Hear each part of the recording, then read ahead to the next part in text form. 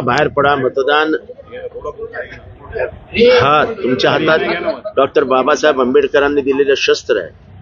त्या शस्त्राचा वापर झाला पाहिजे. त्याच्याने लोकशाही मजबूत होते आणि लोकशाही मजबूत करण्यासाठी प्रत्येक माणसाने मतदान करावं. तर तुमचा सर्वात मोठा अधिकार आहे. कुठल्याही अधिकारापेक्षा मतदानाचा अधिकार हा सर्वात मोठा आहे. सर, आतापर्यंत महाराष्ट्रामध्ये 18% मतदान झालेलं आहे. हा टक्का वाढवण्यासाठी मतदारांनी कसं सक्रिय झालं पाहिजे? एक तर मतदार याद्या कधी सुधारतात, आपल्याला अजून किती वर्ष लागतील, हा माझा प्रश्न आहे. आपण आधुनिक भारताचं म्हणजे आपण काय कॉम्प्युटराइज डिजिटल वगैरे सगळं म्हणतो आणि मतदारच याद्या व्यवस्थित नाही.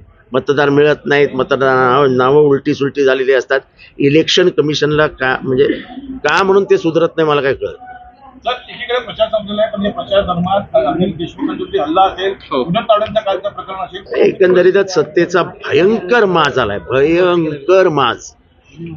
काल रात्री देखील माझ्या मतदारसंघात 4 वाजेस्तोर सगळेजण मोकाट फिरत होते पैसे घेऊन. मोकाट अर्थात मीही फार काय अडवायला गेलो नाही, पण म्हणजे हे काय चालू आहे? पोलीस त्यांच्या संरक्षणार्थ फिरतायत, काय चालू आहे काय?